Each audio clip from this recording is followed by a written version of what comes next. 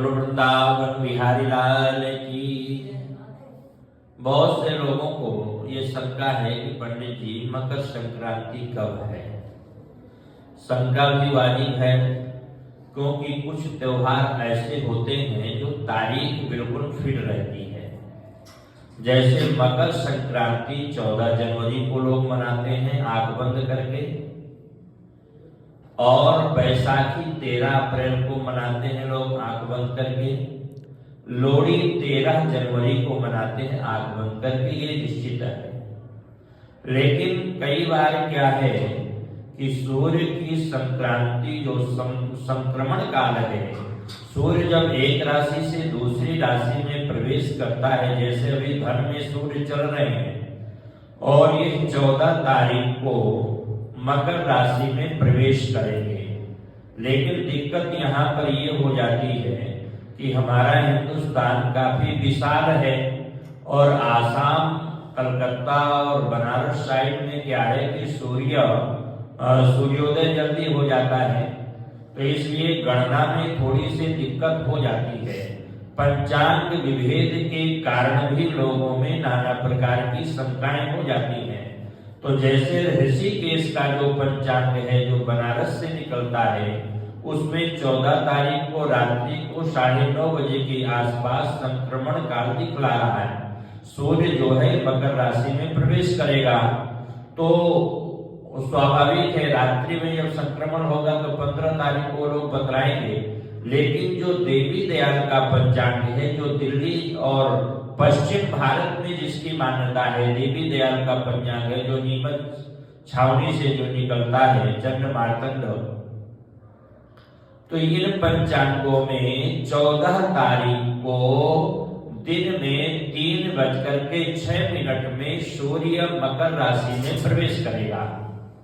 अर्थात 14 तारीख को दिन में ही जब संक्रांति लग जाएगी और पुण्य काल उसका जो है सुबह 8 बजे से दिखला रहा है, तो इसलिए 14 तारीख को मकर संक्रांति होगी।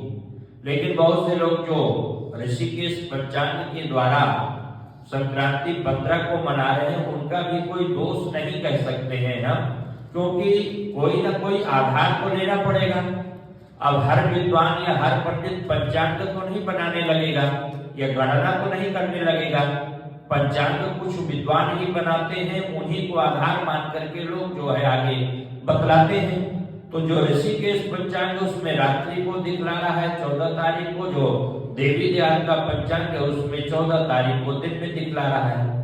अब इसमें सीधा सा निर्णय यही है कि जो पूरब के हैं वो चाहे तो अपने स्थानीय ब्राह्मण से मिलकर के पूछ करके 15 को मना लें, और जो पश्चिम के हैं विशेषकर दिल्ली साइड के जो लोग हैं उनको 14 तारीख की ही संक्रांति मनानी चाहिए।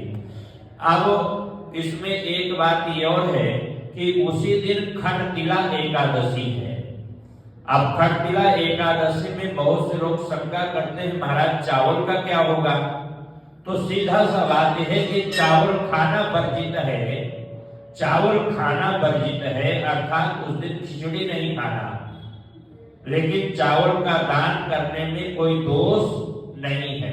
विशेषकर उस दिन तिल गुड़ का दान करना चाहिए, खिचड़ी का दान करना चाहिए। और इस त्योहार को हर जगह नाना प्रकार के नामों से जाना जाता है। कहीं इसको खिचड़ी के रूप में मनाते हैं, कहीं मकर संक्रांति के रूप में मनाते हैं, कहीं पोंगल के रूप में मनाते हैं। ये जो मकर संक्रांति का त्योहार है बड़ा विशाल है, परम पवित्र त्योहार है और यह पूरे हिंदुस्तान में मनाया जाता है। अब मकर संक्रांति ही क्यों विशेष मनाई जाती है? संक्रांति तो साल में 12 होती है। जब भी एक राशि से दूसरी राशि में सूर्य प्रवेश करता है तो उसको संक्रांति कहते हैं, और संक्रमण काल होता है। तो 14 तारीख की ही विशेष संक्रांति क्यों है? 14 जनवरी की इस मकर राशि में जब सूर्य जाता है तो इसी को विशेष क्यों मनाते हैं? तो ऐसा कुछ विद्वानों से ये सुना गया बड़े बड़े कि सूर्य की और शनि की आपस में शत्रुता है। हालांकि ये पिता पुत्र हैं, सूर्य भगवान का बेटा है शनि, छाया मार्तंड संभूतम तम नमामि शनिश्चरम नीलांजन समाभासम रवि पुत्रम यमाग्रजम। रवि पुत्रम, रवि का पुत्र है। यमाग्रजम, यम महाराज का बड़ा भाई है। छाया मार्तंड संभूतम तम नमामि शनिश्चरम। लेकिन पिता पुत्र होने के बावजूद भी इनमें आपस में बनती नहीं है। आप नवग्रह मंदिर में जाएं तो शनि जो है पश्चिम की ओर मुंह करके खड़े हैं और सूर्य भगवान पूरब की ओर मुंह करके खड़े हैं। लेकिन क्या है कि साल में जब सूर्य मकर राशि में प्रवेश करता है, मकर राशि क्या है? ये शनि का घर है। मकर और कुंभ का स्वामी शनि है, तो ये शनि का घर हुआ। अर्थात जब पिता अपने बेटे के घर जाता है एक साल में, तो बड़ा जोर का उत्सव मनाया जाता है। इसीलिए मकर संक्रांति का विशेष उत्सव होता है, विशेष पर्व मनाया जाता है।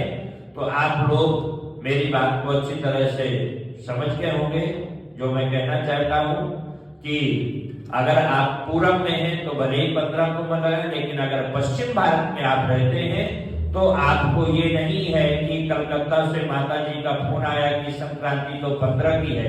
दिल्ली में आप बैठे हैं तो आप 15 को मनाएं। दिल्ली में या पश्चिम भारत में आपको 14 जनवरी की ही मकर संक्रांति मनानी चाहिए और शास्त्र सम्मत 14 जनवरी की ही मकर संक्रांति है।